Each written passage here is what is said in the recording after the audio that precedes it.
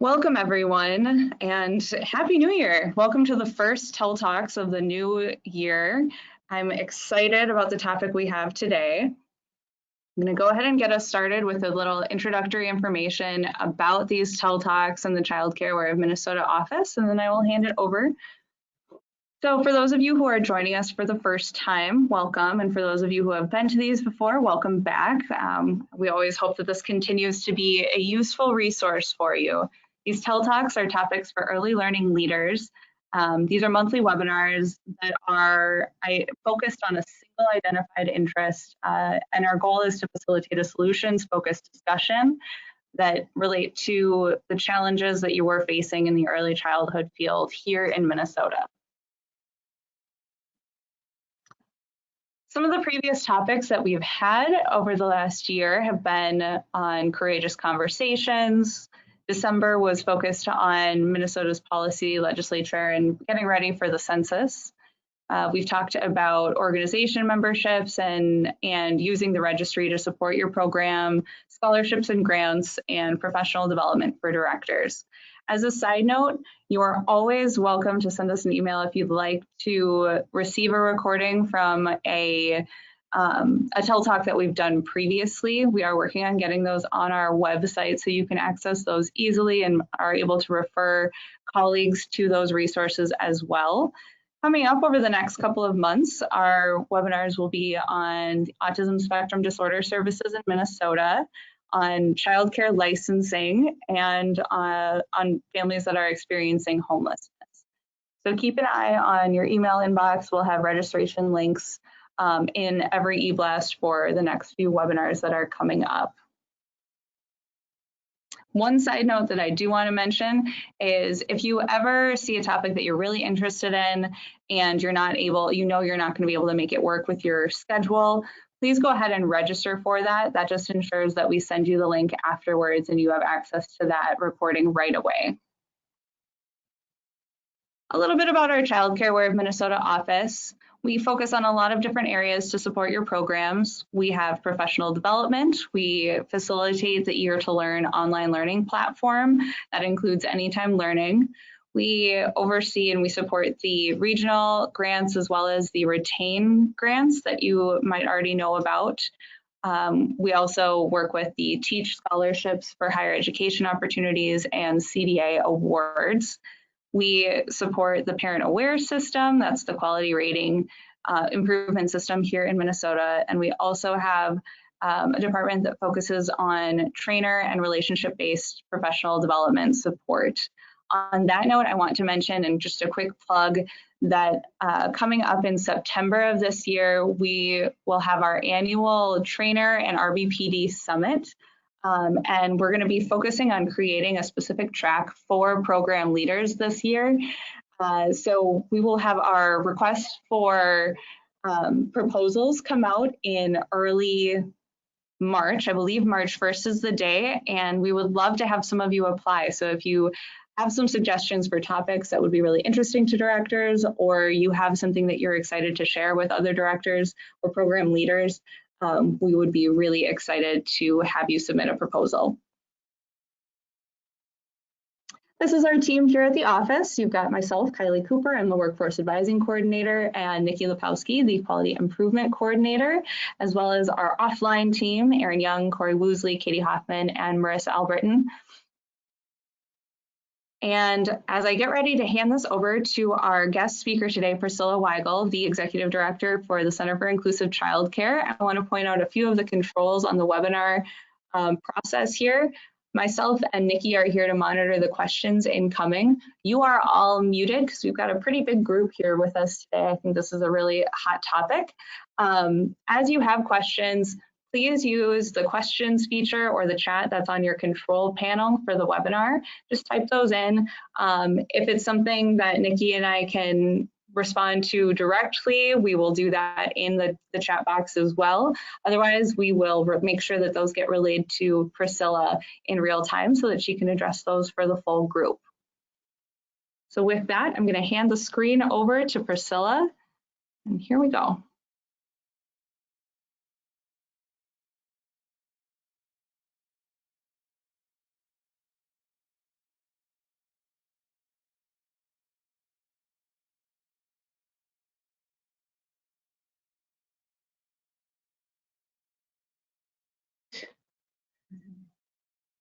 slideshow from the beginning. Okay, hooray. Let's see if we can get it going. All right, hello everyone. I'm so glad to be here with you to talk about expulsion prevention. As Kylie said, I'm Priscilla Weigel, the Executive Director of the Center for Inclusive Childcare, and our purpose in the state is to really support all of you doing the actual direct care of children.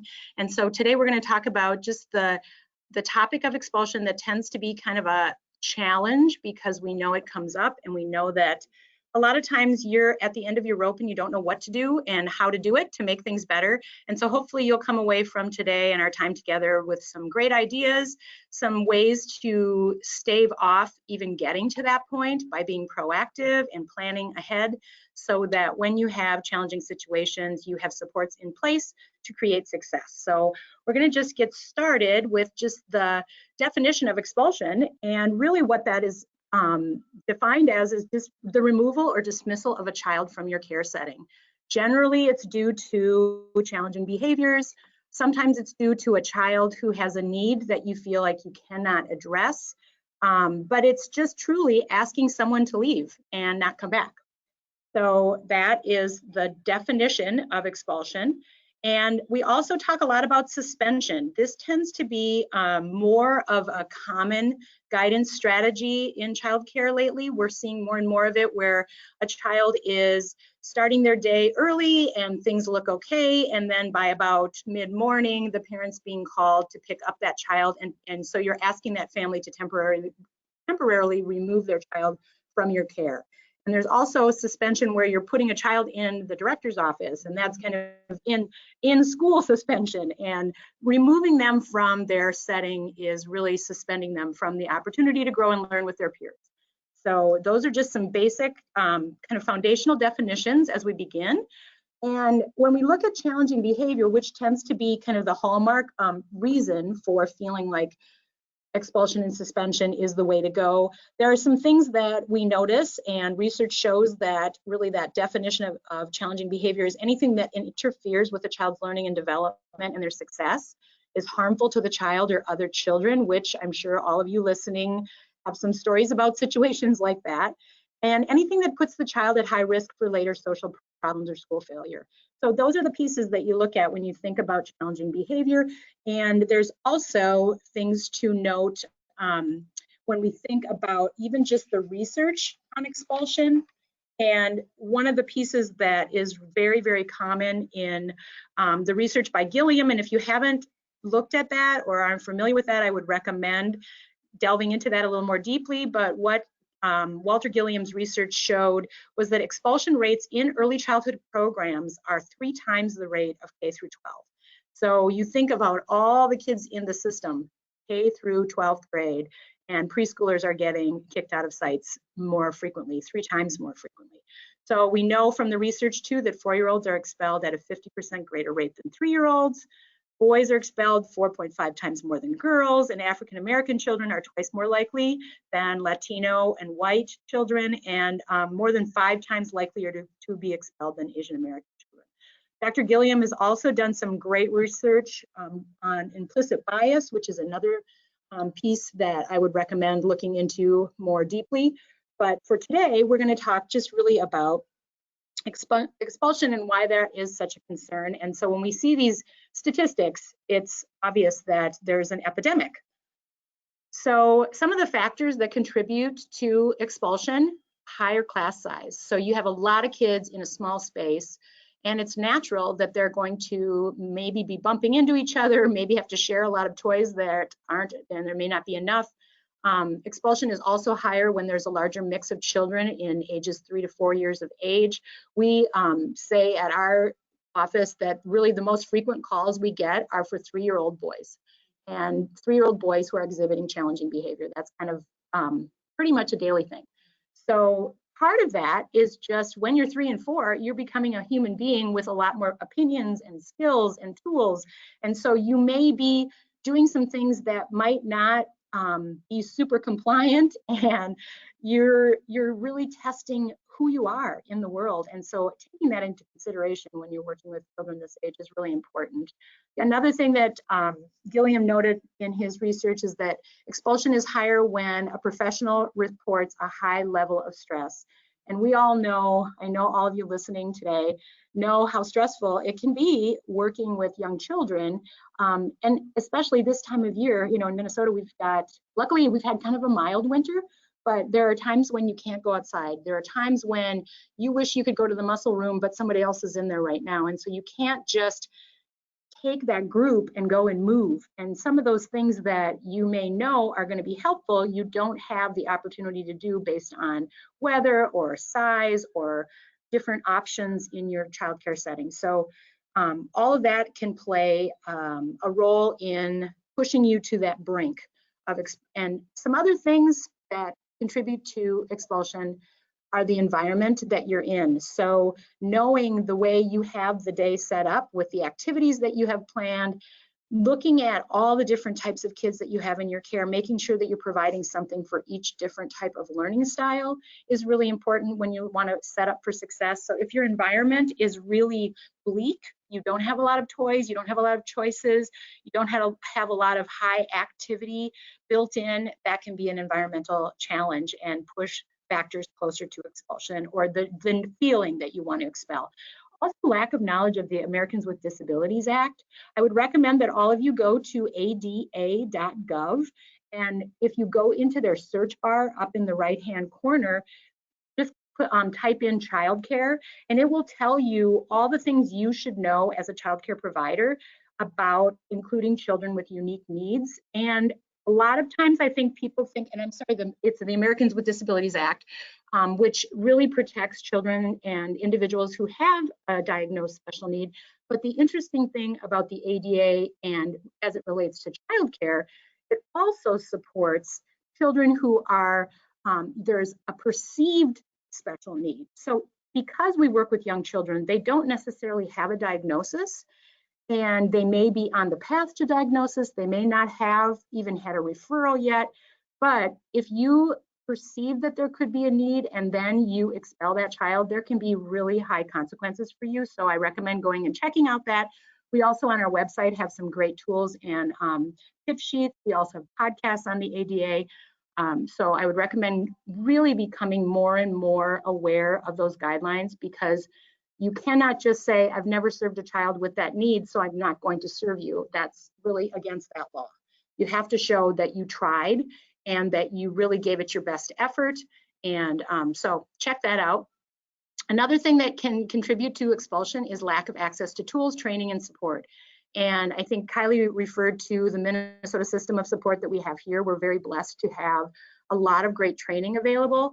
I would recommend that if you feel like this is an area that you haven't talked to staff about and you have teachers who maybe are new to the field, it's really important to give them the professional development tools they need to be successful. And some of those things can really just be as foundational as child development. That's a real key to understand what is appropriate for an age. And sometimes we have these expectations that 4- and 5-year-olds really should act like 7-year-olds, but you can't be a superstar 4- and 5-year-old until you really master 3. So how do we help kids really build those building blocks of success, starting from the infant room all the way to the preschool room? If you start with that foundation in your infant classrooms and your toddler classrooms, you're going to have superstar preschoolers and school agers because you've built in supports for those students that you're caring for. We also note that factors that contribute to expulsion can be zero tolerance policies. A lot of times those are related to biting, to other aggressive behaviors. So it might be a 3 strikes and you're out kind of a thing. It might be that you develop a behavior plan, and in the behavior plan, you might set some standards in place that a child at that age could not truly even comply and be successful at. But because you have it in writing and you've had the parents sign off, then that helps you feel like, okay, well, expulsion is the next step. But what we really know is that going through that process, really that conversation should start with the family. That family should be working with you in those behavior plans, building those together, really looking at the child, what they're able to do, What's a realistic goal for that child and their behavior, all of those pieces. Here's another one that I think all of you have experienced at some point, concerns about other children and staff leaving. I know I talked to a director the other day and she said, you know, if I have teachers who are saying that it's either the kid or me. And in this environment where it's really challenging to find consistent staff, it's hard to know what to do because you don't want to lose that teacher that you've spent so much time training and supporting. So I think making sure that you have, going back to the earlier point about professional development and supports and plans in place and policies in place that support your team so that they know they're not alone and they don't feel that hopelessness that can happen when you have some really big challenges. Another piece is that, you know, the attitudes and acceptance of expulsion as a guidance strategy, that's an option. And really what we'd like to say, we say this all the time to the folks we work with through our coaching at the CICC, is using that as a strategy really doesn't help the child at all. First of all, it kind of feels awful for you as a provider. We know if you're pushed to that point, you feel like you're hopeless. You feel like you don't have answers. You feel like you have tried everything. You're at the bottom of your bag of tricks and you don't know what to do next. But for that family and that child, what happens when you say, don't come back, then they have to start, first of all, the search for another placement. And they have to start rebuilding those relationships. And so I spoke with a mom the other day whose children she has a couple kids who were expelled from 5 child care settings over the course of 2 years. And they're 3. So think about that early life that those kids have experienced of making a connection with a provider and then, oh, got to break that off because I can't go back. So what happens with children when that recurs is they stop building those connections. And so it affects their ability to be healthy social emotional beings in this world. And so I think one thing that we stress a lot in our work is, I know oftentimes when it's not a fit, which we hear that a lot, it's just not a fit. We think that there's a better childcare setting down the road that's kind of this magical place that's going to meet that child's needs. And you know what? You're the magical place because you care about that family, you care about that child, they know you, and they've established a routine in your care. And so that magical place is right in your building and right in your childcare setting, right in your family childcare home. And so we really want to stress that sending that child out is really just postponing any help that they might receive because there may be needs that aren't addressed. And also you're really pushing that family to the brink of high stress. And we know that parenting young children today in this world is already high stress, so we don't want to add to that. Are there any questions, Eileen, at this point? Or oh, golly, okay, great. I'm passionate about that. I will do that. I have so much to say. So when we look at challenging behavior, we've got this little guy's face on the screen here, who is a very familiar facial expression. Children who really get expelled a lot are often exhibiting some of these behaviors. And the first 2 seem pretty naturally occurring in young children, especially toddlers. But we've had a lot of reports from families and providers that biting and crying over and over again can push a provider to their limit. And we understand that. That happens. If you have a child who is crying the whole time they're at childcare, it does wear on you. It's hard, or they're clinging to you, or they want you to be holding them all the time. Or you have a child who's just biting, and that biting process, even though you think, okay, it's typical for toddlers to bite, boy, this little one is really biting hard and breaking the skin. And now we've got families who want to leave. So those things happen, and aggression toward their peers or other adults, kids who are hitting staff, throwing chairs, we hear that a lot, using language that would make you cringe, running out of the classroom all the time, going for the door constantly. Those power struggles, not complying to what the directives are that you put forth for the next activity, they're just saying they don't want to participate. They're always going the other direction when you direct a group to one spot. You know, those long tantrums, children who cry and have a huge tantrum for 45 minutes and you are at a loss to know how to pull them out of that. And also just destroying property. You know, your space is your home, even your classroom in a childcare facility, you feel that that's your space to care for and protect. And so when someone's really hurting that space or wrecking things so that other children can't play there, it's easy to get pushed to the brink and to feel like, oh my goodness, what would be the quickest and easiest solution right now? And we often look at that, let's get this kid out of here. So when you're looking at those behaviors, here's some things to really keep in mind. And I would recommend, before you jump to anything, starting with observation and documentation. So you're going to look at that child and have your team, if there's more than just one staff in a classroom or there's more than one provider, really make a concerted effort to talk about it and say, okay, for the next 3 days, even, you know, start small, 3 days, we're just going to track what's going on with this behavior and see if we can determine a pattern, see if we can get to the bottom of it and try to figure out the why. And one thing to start with always is the developmental age of the child. I touched on that a little bit with the biting and the crying and the clinging, but thinking about what's appropriate and being really knowledgeable about the age that you care for each day. That's your task as a professional, to know about kids and where they're supposed to be developmentally and what you're supposed to be providing and expecting for them. If you don't have a really good resource for that, I would recommend the CDC, the Center for Disease Control has fabulous resources and tools. They're wonderful to share with parents as well. Our website has a bunch of great tools and resources as well, but you really are the professional who is at the lead of helping parents understand what their child can and really should be doing, and then also educating them sometimes too about what's not appropriate. Sometimes parents don't know because it might be their first child, and so you as the professional can be the expert and help with that. Frequency, how often does the behavior occur? One of our coaches the other day was saying, she was at a site and the teacher was saying, oh, he cries all the time. He cries the whole day. He cries the whole day. And she said, okay, well, that sounds like it would be really trying. And so the next time she was out, she said, I'm just going to really track his crying. That's what I'm just going to be here and I'm going to watch and I'm going to listen. And she was able to, through her time, she was there for 2 hours, and she said to the teacher, what amount of time did you think he was crying? And so she was able to share true data about how long that child was really upset or crying or mad or sad. And when they compared notes, it really was not as long, but when you're in the lead and you're trying to direct a bunch of other bodies, it can seem like it's all day.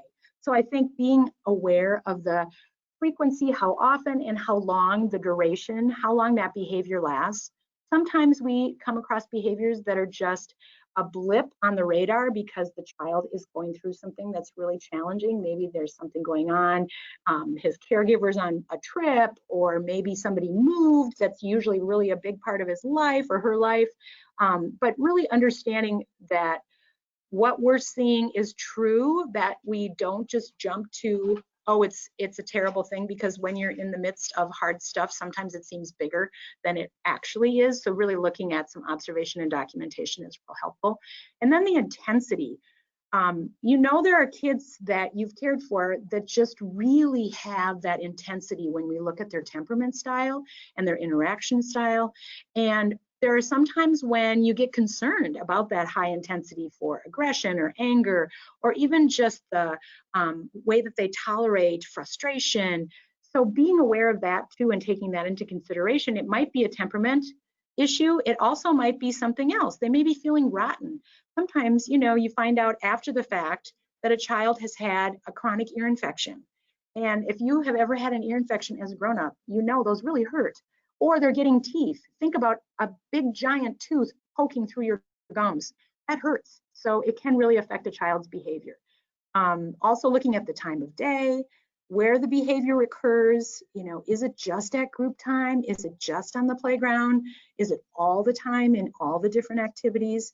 And then are there kind of those kids who are triggers, those partners in crime? Sometimes that happens, where just being near someone, they might have a voice that irritates the child's ears, and they might be a really loud talker, or you know, as grown-ups, put yourself in that situation too. There are some people that you come in contact in the world and you think, okay, I'm going to keep my distance just a little bit. And we think about group care. Kids don't have that choice. We put them in a group and we say, oh, sit down, crisscross applesauce. You're going to sit right next to Joey and you're going to love it. Well, sometimes Joey is annoying. And so you might want to space out those children and spread them out so that they don't trigger each other. And oftentimes too, sometimes the kids who do trigger each other are like magnets and they have this love-hate relationship with each other.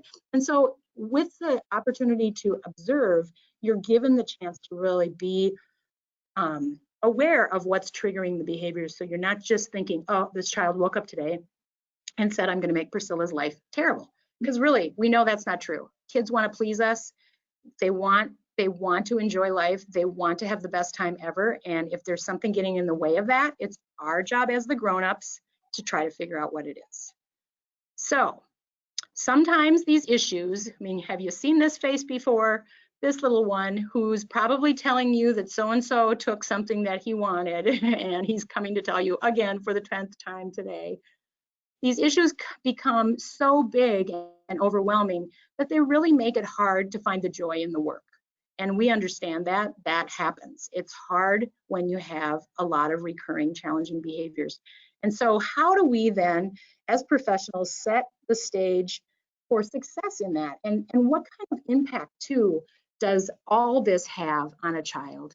And if you think about expulsion, and I alluded to this earlier, one thing that the research does show is that a child who's expelled repeatedly is really more likely to be ill prepared for kindergarten. And when you think about why that would be, and it kind of goes back to what I was saying earlier, is that whole business of you start a relationship, you stop a relationship, you start a relationship, you stop a relationship. We know how important attachment is for young children, and those foundational skills of social emotional growth and development, the ability to know that you can go to a grown-up for help. When you have a child who's repeatedly expelled and suspended, the grown-ups in their world who are supposed to help them are the ones who are pushing them away. And so it really creates a big gap in their skill development. Also, they become those who are at most risk for school failure because school isn't fun. Group care isn't fun because you keep getting kicked out. So why would you enjoy learning and being curious? Because you're just kind of waiting for the other shoe to drop when you're a child who's been repeatedly expelled or suspended. You have low self-esteem because you're the bad kid, you're the naughty kid, you're the one that everybody's talking about, pointing at, or moving away from. You're more likely to have that peer rejection where no one wants to play with you. Because here's another issue. If you haven't had an opportunity to build those social emotional skills, how are you supposed to be good at playing? You haven't had a chance to practice. So when you have those multiple losses from friends and peers and caregivers, it really builds up over time, and it really leaves a gaping hole for this child to know what to do next when they're in a social situation. And so when you think about, we'll just take biting, for example. You want a toy, you know that biting, last time you tried it, you bit that kid on the arm and that toy dropped, and then it was yours. And so there was no one there to say, oh, you know what, do you want the truck? Let's ask. Giving the child the words. We say often in childcare, you know, use your words, use your words. And the children look at us, I'm sure in their heads they're thinking, if I had words, I would use them, but no one's giving me the words. So taking a moment and thinking about what that child needs as far as tools and helping them with support. It takes extra time and energy on the front end for you, but in the long term, it's way more positive because a sense of belonging, if you think about Abraham Maslow's, that whole pyramid of the hierarchy of needs and self-actualization, and that, you know, you've got the bottom one that's just basic physical needs, and the very next one, I believe, is sense of belonging, being a part of a community, and building that sense for children. When you always have a child who's always on the outside, that's an awful feeling. And when you're a small child, you're supposed to be having a blast every day and not feeling like, oh, today I hope I'll have a friend. Every child needs a friend. We know that too. Research shows that if a child doesn't have at least one friend by the age of 10, they are at risk for a lot of other problems later in school and in life. So building those friendships We're the grown-ups. Remember, we're the ones who are the experts. We can help that child so that they learn that their worth isn't based on what they do, but who they are and what they bring to the group and the skills and the great personality traits. Because one thing, when I was doing coaching, I would ask providers who were having, those who are having a hard time really connecting with a child, and I'd say, just think of one thing that you really enjoy about that child. And one provider was super, super honest, and she's like, that is a really hard question. And I totally get that. And so I said, okay, but I'm sure you can come up with something. She said, you know, his hair smells really good. And I said, let's start there. Let's start there. And so she was able to talk to the parent and build that parent connection about what kind of shampoo they used, because man, his hair smells really good. So at pickup time, instead of giving the punching and hitting report, she was able to connect with that parent on positive caregiving that parent had shown to the child by using some great smelling shampoo. So here are some proactive strategies that will help you set children up for success. And when you set kids up for success, you're setting yourself up for success too. And it starts with your learning environment. Are you providing sensory activities? Do you give kids opportunities to squish and smush and play with gooey stuff and feathers and blowing and moving and using those proprioceptive muscles and joints and really moving that body around? And what we know from research is sensory activities, if you are providing those, the positive effects of one sensory experience lasts about 60 to 90 minutes. So sometimes I think what we don't know is, uh-oh, guess what? There's more than 60 to 90 minutes in a childcare day. So how do we infuse the rest of that day with little sensory breaks that create success? We know that most of the proactive strategies that we're using to help the child who's pushing us to expulsion, thoughts is really anything we do for that child will benefit the whole group. And one of those things too is visible and well-defined play spaces and learning centers, so that things are not smushy and squishy and all over the place, so that this child has a hard time navigating the classroom space or the childcare space. Adequate number and sizes of toys and learning centers. You know that if there's one grocery cart in a toddler room, it creates havoc. One telephone, it's the end of the world. But if you have 2 or 3, things are happier. Same in childcare in older classrooms for preschoolers, providing enough of the equipment that really creates success. If you know that that child has a favorite thing, making sure that that favorite thing is always offered. Not saying, oh, it's closed today, we're not putting that out. It's devastating to that child. That's their anchor. And so when you just took that away and put it in the cupboard because you're thinking you're supposed to rotate toys, you've pulled the rug right out from under that child, and they're looking at you like, are you kidding me? Now what am I supposed to do? That's my favorite thing. That's my one thing that's predictable that I can be successful at. I know how it works. And you've taken it away and put it away, thinking that you're providing variety, but really that child needs it as an anchor. So making sure too that your toys are accessible and organized, that it's not, that there's not a lot of missing pieces that pushes kids to frustration. If they're doing a puzzle and they get to that last piece and guess what, it's not there. Well, if you have a low frustration tolerance, that might push you to throwing the puzzle and saying, oh, now I can't do it.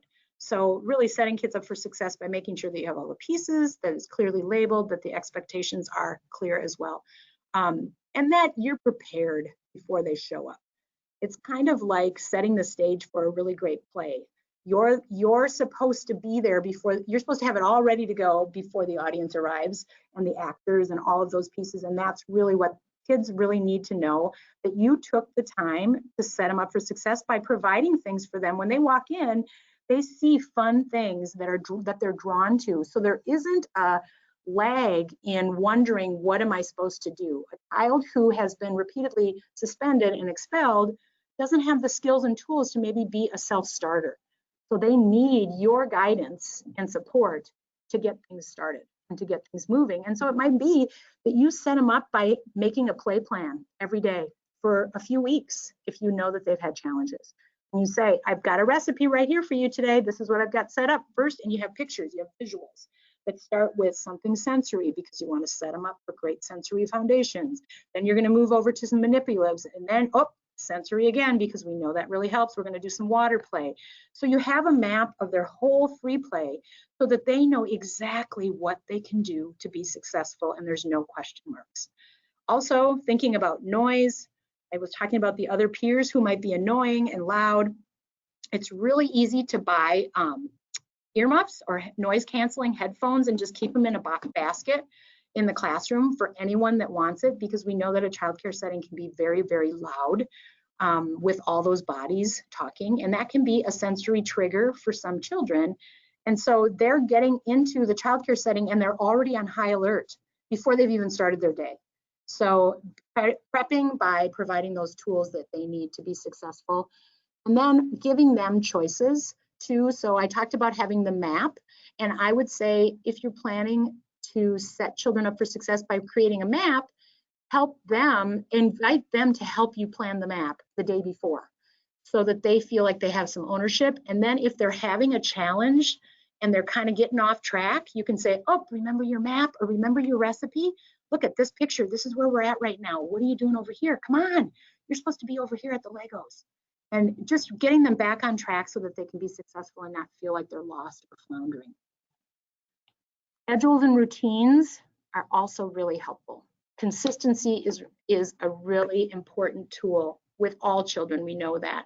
And so that you have that developed schedule that has engagement and success opportunities, there's quiet activities, there's active, small group and large group, teacher directed, child directed, and having the visual schedule so that you can point that out and remind children where they are and where they're supposed to be and what's coming next. Being prepared. You know, when you go to a meeting and you don't have an agenda and someone says, show up and you're going to sit here for 4.5 hours, period. And they don't tell you anything else. That's not very fun. You can get very anxious. So the same story for children. If a child has a particularly anxious temperament and they're not sure, they're the kind of kids who would come up to you often and say, what are we going to do now? What are we going to do now? What are we going to do now? They're saying to you, I need to know what's next. So give them a map by putting up a visual schedule and making sure that you follow through that and you talk about it and you point it out. Just hanging on the wall doesn't do it. You need to walk through it every day and remind them about how the process works so that they're prepared for those changes. Some days we know flexibility is the name of the game in early childhood. You have to be willing to, turn on a dime, and sometimes children aren't able to do that very well. So how can we prepare them as best we can with things that are coming?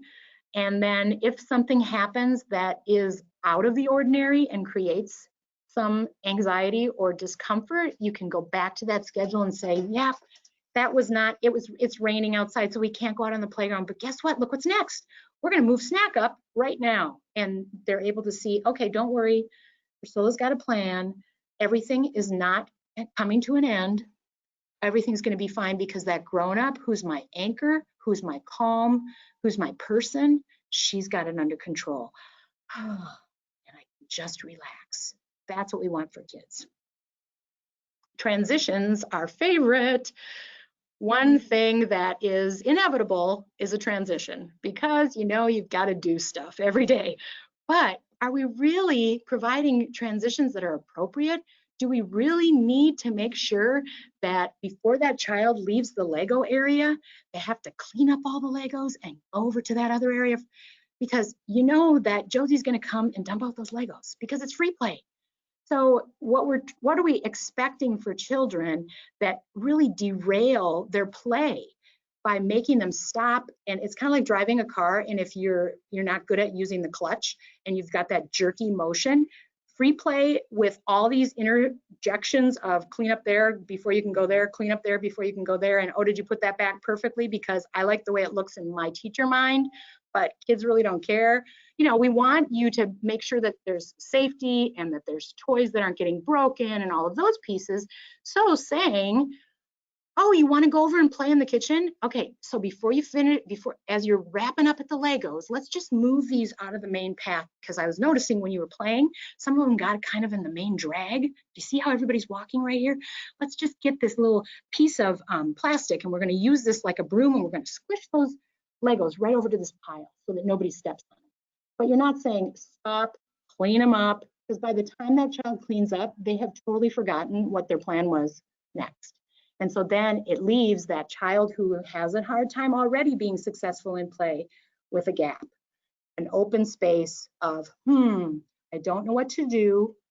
So this is when I go to that mode of some of those behaviors that seem like I should be doing because they always happen, but really it's just my pattern. And as a grown-up in that care setting, I can change that pattern for that child by providing them some other options. And pretty soon, with a little bit of help and standing right beside them and guiding them, pretty soon they start to realize, hey, I have a new pattern.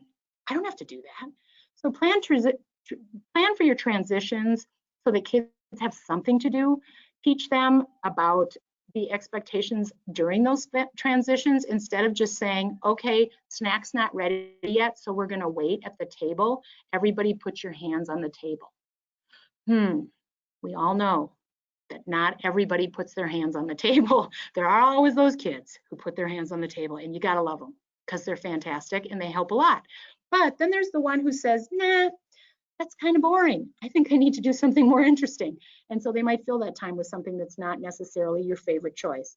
So transitions, I think if you take away one thing about this section, I would say take some time and just write down all your transitions in the day and see if there are a few that you can take off that list.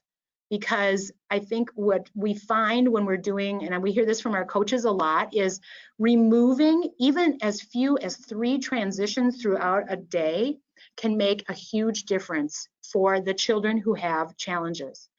And you have the power to do that because you're in charge. So looking at those transitions and saying, how can we chunk these activities? How can we make things more smooth? How can we have 2 small groups working on something at the same time instead of the whole group doing it? But really look at your process, and that's on you to do because you're the one who makes the schedule. And then professional development. I've listed some topics here that really have been shown to change the expulsion and suspension rate for kids. One of those is if you understand behavior and positive guidance, if you think before you make an assumption about a child's behavior, you say, I wonder why that's happening. I wonder what would be causing him to be so upset about that. Being curious about behavior is the key. Stepping back and trying to determine what is the button that's being pushed to have that child behave that way. They're using behavior to tell us something. That's their tool. And so it's our job to decipher what they're trying to tell us.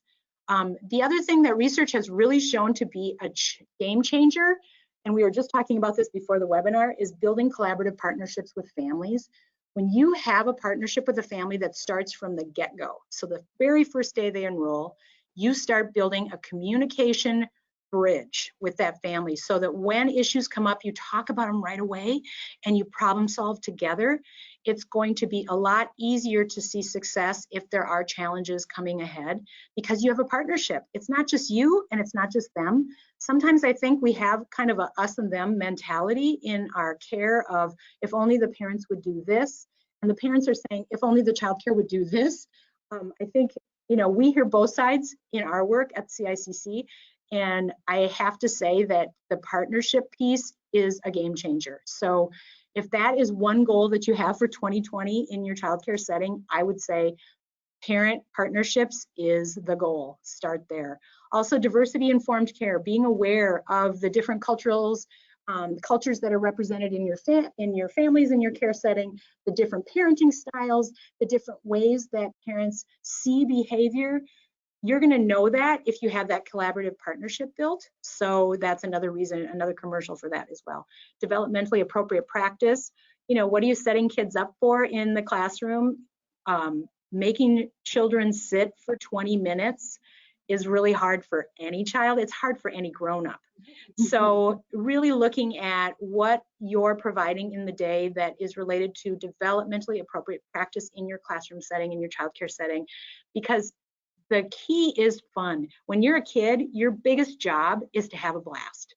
And if you think you don't get to have a do-over for your years of preschool. You only get one time.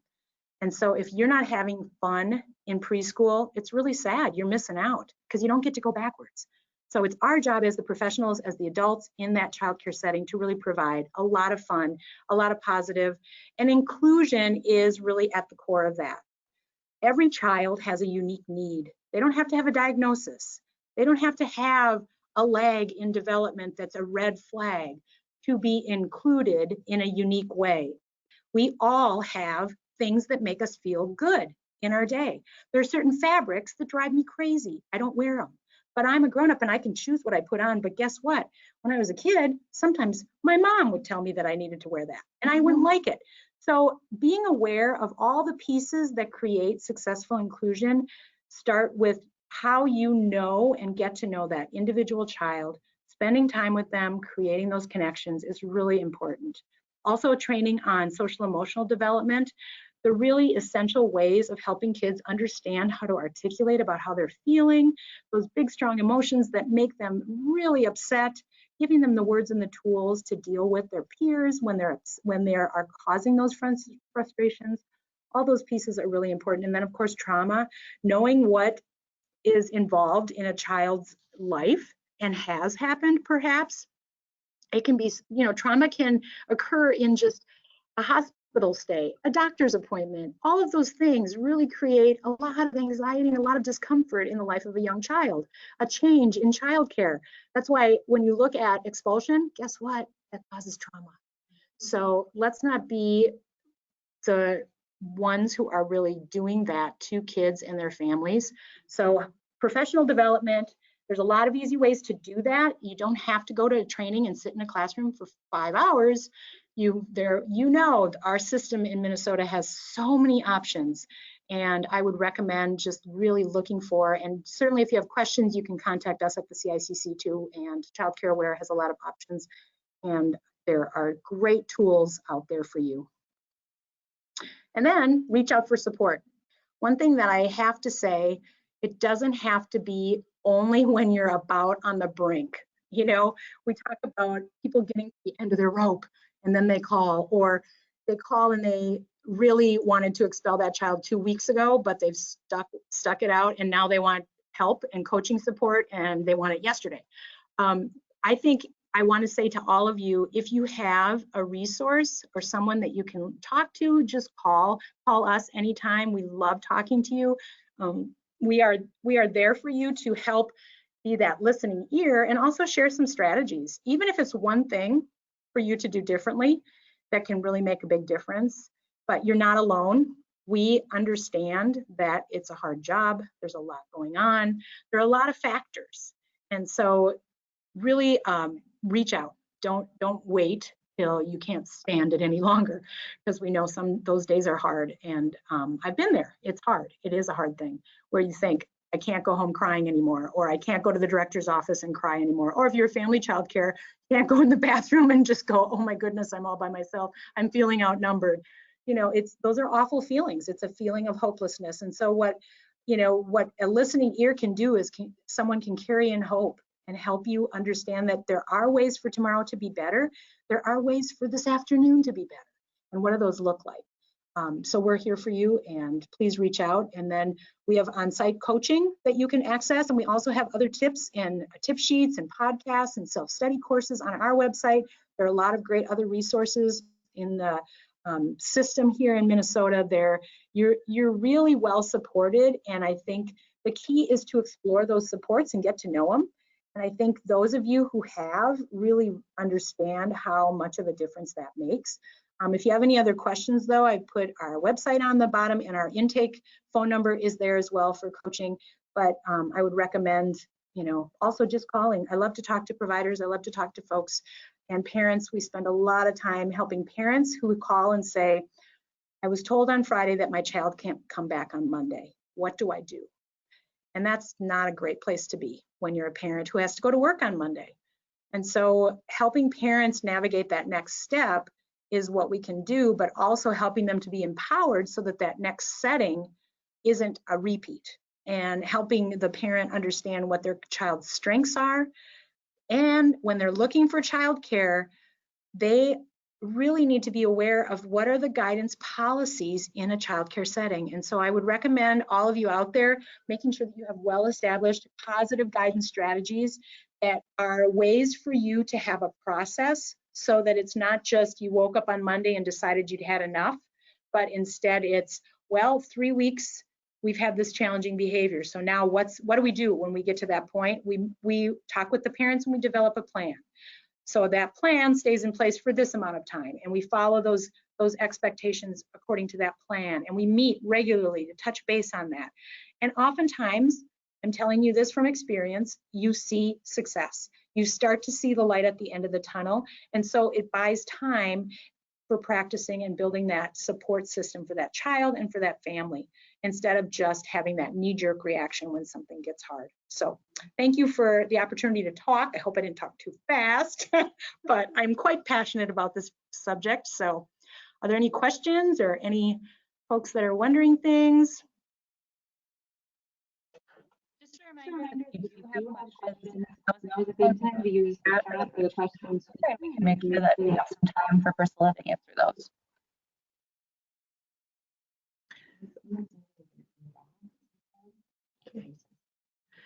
One thing too that when I'm talking with families who have been expelled, or their child has been suspended multiple days in a row, and so that means, back to the definition of suspension, is when you call a parent to pick up that child. That's really a hard place to be for a family. And oftentimes we hear from parents who say, I'm going to lose my job because I keep having to leave at 9:30 or 10.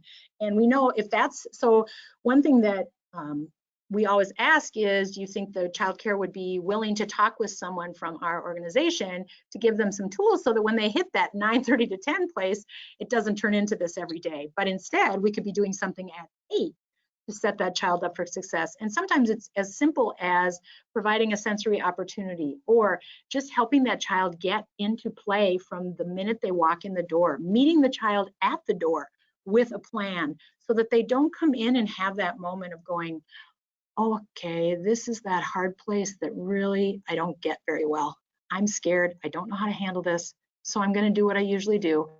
Sometimes too, we hear parents who say, you know, when I drop off, I always say, now remember, today there's going to be no kicking, there's no pinching, there's no spitting, there's no biting.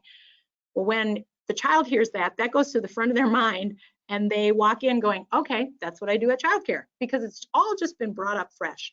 Instead, we really encourage parents at drop-off time to say, I am so excited about what you're going to do today. I can't wait to hear about it when I pick you up. I love you. Have a great time, and give them a big hug. And then the rest is up to us, because we're the professionals.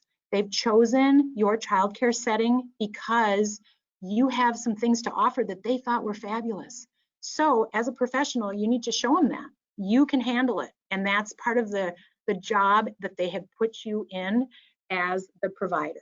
They paid you as the professional to care for their child and to further foster that child's development. And so when we call them to pick up child, we're shirking our responsibility as professionals. So anybody out there? There was a question about the recording and the PowerPoint. We will be sending that out to everyone who's been registered after the fact, so keep an eye on your email for the follow-up email. I'm wondering if you, oh, and we have a thank you for the resources, and we've had some really good feedback too.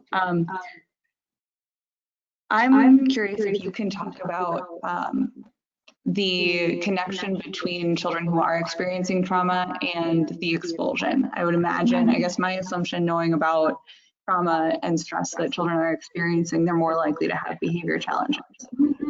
Yeah, and I think the thing to remember, and this is kind of, because sometimes you don't know about the trauma that's happened in that child's little life, and so making just a real effort with all children, and those especially that you have concerns about behavior-wise, to provide those tools that I talked about earlier, just that consistency, that calm, that person who they know they can count on.